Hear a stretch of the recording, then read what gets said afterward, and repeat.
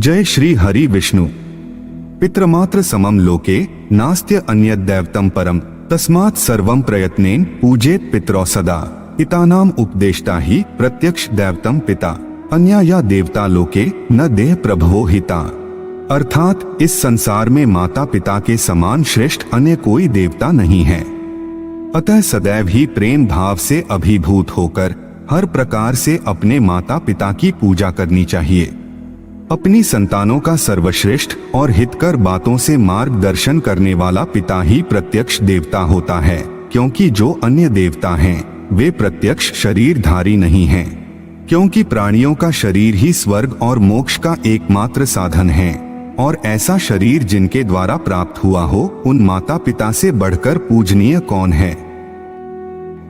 आप सभी दर्शकों का हमारे YouTube चैनल डिजिटल महात्मा पर हार्दिक अभिनंदन और स्वागत है।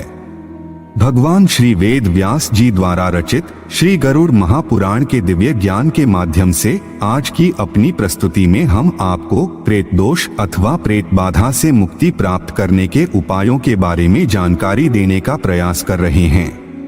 जब गरुड़देव ने भगवान श्री हरि विष्णु से कहा कि हे देवेश, आपने प्रेत बाधा और प्रेत दोष जनित स्वप्नों और उनके प्रायश्चित के बारे में जो जानकारी मुझे दी है उससे मैं धन्य हो गया हूँ। हे भगवान, अब मैं जानना चाहता हूँ कि प्रेत किस प्रकार से मुक्त होते हैं, जिनकी मुक्ति होने पर मनुष्यों को प्रेतजन्य पीड़ा पुनः नहीं होती। हे देव, जिन लक्षणों से युक्त बाधा को आपने प्रेतजन्य कहा है उनकी मुक्ति कब संभव है और क्या उपाय किया जाए कि प्राणी को प्रेतत्व की प्राप्ति न हो सके। प्रेतत्व कितने वर्षों का होता है? चिरकाल से प्रेत योनि को भोग रहा प्राणी उससे किस प्रकार मुक्त हो सकता है, यह सब आप मुझे सुनाने की कृपा करें। तब भगवान श्री हरि विष्णु ने गरुड़देव से कहा कि हे पक्षीराज, प्रेत जिस प्रकार प्रेत योनि से मुक्त होते हैं उसे मैं तुम्हें सुना रहा हूँ, ध्यान से सुनो। हे गरुड़राज, जब मनुष्य यह जान ले कि प्रेत मुझको कष्ट दे रहा है तो ज्योतिर्विदों से इस विषय में निवेदन करे। वह प्रेत की प्रकृति और स्वभाव को पहचानने की कोशिश करे। प्रेत किस पीढ़ी का है और कौन सी असंतुष्ट आत्मा है और हमसे क्या चाहता है, यह सब संकेत वे प्रेत पहले ही दे देते हैं, क्योंकि प्रेत बाधा ग्रस्त व्यक्ति को बहुत ही अद्भुत स्वप्न और संकेत दिखाई देते हैं जो कि मैं तुम्हें पहले ही बता चुका हूँ। हे गरुड़देव, जब व्यक्ति का तीर्थ में स्नान करने का मन होता है, चित्त धर्म परायण हो जाता है और धार्मिक अनुष्ठान करने की इच्छा जागृत होती है, तब प्रेत बाधा उपस्थित होती है एवं उन पुण्य कार्यों को नष्ट करने के लिए चित्त भंग कर देती है। कल्याणकारी कार्यों में पग पग पर बहुत से विघ्न आते हैं। प्रेत बार बार उसको अकल्याणकारी मार्ग में प्रवृत्त होने के लिए प्रेरणा देते हैं। शुभ कर्मों में उसका चित्त नहीं लगता है और उसके स्वभाव में जो क्रूरता आती है यह सब प्रेतों के द्वारा किया जाता है। जब व्यक्ति समस्त विघ्नों को विधिवत दूर करके मुक्ति प्राप्त करने के लिए उचित उपाय करता है तो उसका वह कर्म हितकारी होता है और उसके प्रभाव से सभी प्रकार के प्रेतों की निवृत्ति हो जाती है। हे पक्षीराज, दान देना अत्यंत श्रेयस्कर है। दान देने से प्रेत मुक्त हो जाता है।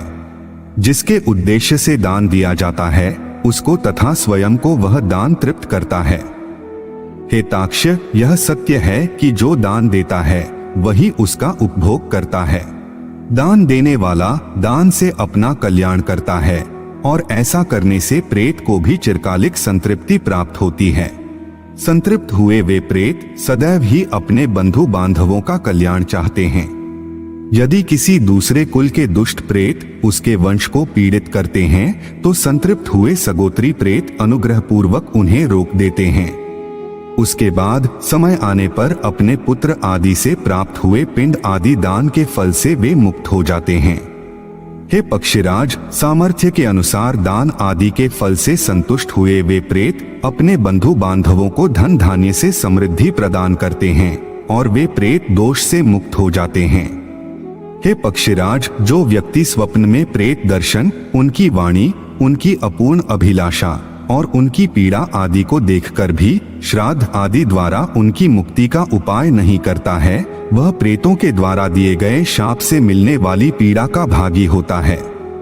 ऐसा व्यक्ति जन्म जन्मांतर तक धनहीन, दरिद्र, पशुहीन, संतानहीन, रोगी और जीविका के साधन से वंचित होकर अनेकों कष्ट भोगता है, ऐसा वे प्रेत कहते हैं। और पुनः यमलोक जाकर पाप कर्मों का भोग द्वारा नाश हो जाने के उपरांत अपने निश्चित समय से प्रेतत्व की मुक्ति हो जाती है।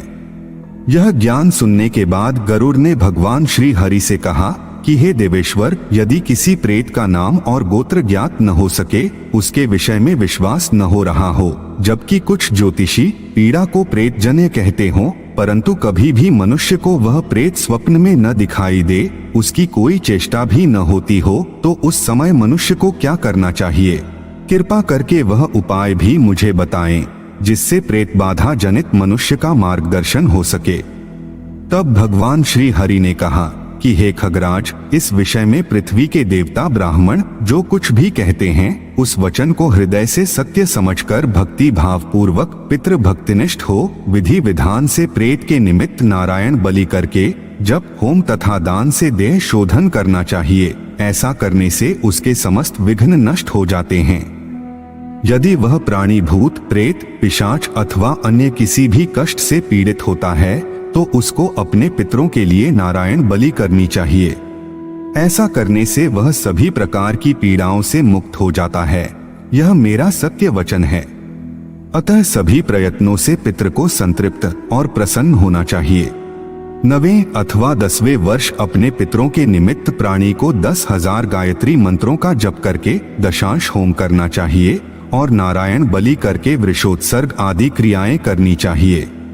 ऐसा करने से मनुष्य सभी प्रकार के प्रेत दोषों से मुक्त हो जाता है और समस्त सुखों का उपभोग करता है तथा उत्तम लोक को प्राप्त करता है। हे पक्षीराज, अपने वृद्ध माता पिता की सेवा करने से भी पुत्र प्रेतत्व से मुक्त होता है और उसके पितरों को सद्गति प्राप्त होती है, क्योंकि पुण्यनाम का जो नरक है उससे पिता की रक्षा श्राद्ध कर्म और पिंडदान द्वारा पुत्र ही करता है। इसी कारण से इस लोक और परलोक में उसे पुत्र कहा जाता है। हे खगराज, किसी के माता पिता की अकाल मृत्यु हो जाए तो उसे 1 वर्ष तक व्रत, तीर्थ, वैवाहिक मांगलिक कार्य नहीं करना चाहिए। हे गरुड़देव, प्रेत दोष से मुक्ति के अन्य उपाय सुनो। हे गरुड़देव, प्रेत दोष जनित व्यक्ति को एकादशी का व्रत धारण करके विधिवत पूजा करनी चाहिए। त्रयोदशी के दिन रात्रि के समय मिट्टी के घड़े में दूध भरकर उसमें मधु मिलाकर या मिश्री रखकर पीपल के पेड़ के नीचे रखकर जल चढ़ाकर दीप प्रज्वलित करना चाहिए। इससे भी प्रेत दोष समाप्त होता है। लौंग को जलते हुए दीपक के साथ बहते हुए जल में प्रवाहित करने से, बेल के वृक्ष पर जल दान करने से, शिवलिंग पर जल चढ़ाने और पूजा अर्चना करने से भी प्रेत दोष से मुक्ति मिलती है। इस प्रकार अन्यान्य उपाय करने के बाद संतुष्ट हुए प्रेतों से प्रार्थना करें कि हे दिव्य आत्माओं, हमसे भूलवश आपकी अवहेलना हुई है, कृपा करके हमें क्षमा करें और हम पर प्रसन्न हो जाएं। हे दिव्य आत्माओं, आपको इस प्रेत योनि से मुक्ति प्राप्त हो और आप परमपिता के चरणों में स्थान प्राप्त करें। हे ताक्ष्य, ऐसा करने से प्रेत सदैव के लिए प्रेतत्व से मुक्त हो जाता है और अपना आशीर्वाद देते हुए संतुष्ट होकर अपना प्रेत दोष प्रभाव समाप्त कर देता है, जिससे उसके वंशजों का भाग्य उदय होता है, सुख, शांति, वैभव, समृद्धि और कुल की वृद्धि होती है। तो यह थी प्रेत दोष अथवा प्रेत बाधा से मुक्ति प्राप्त करने के उपायों के बारे में एक छोटी सी जानकारी। हम आशा करते हैं कि आपको यह जानकारी अच्छी लगी होगी। अगर अच्छी लगी हो तो वीडियो को लाइक करें और हमारे चैनल को सब्सक्राइब करने का कष्ट करें। अगर आपने हमारा चैनल पहले से ही सब्सक्राइब कर रखा है तो इसके लिए हम हृदय की अनंत गहराइयों से आपका कोटि कोटि धन्यवाद करते हैं। अपनी अगली प्रस्तुति में हम आपको एक नई जानकारी देने का प्रयास करेंगे। एक बार फिर से आपका बहुत बहुत धन्यवाद। जय हिंद, जय भारत।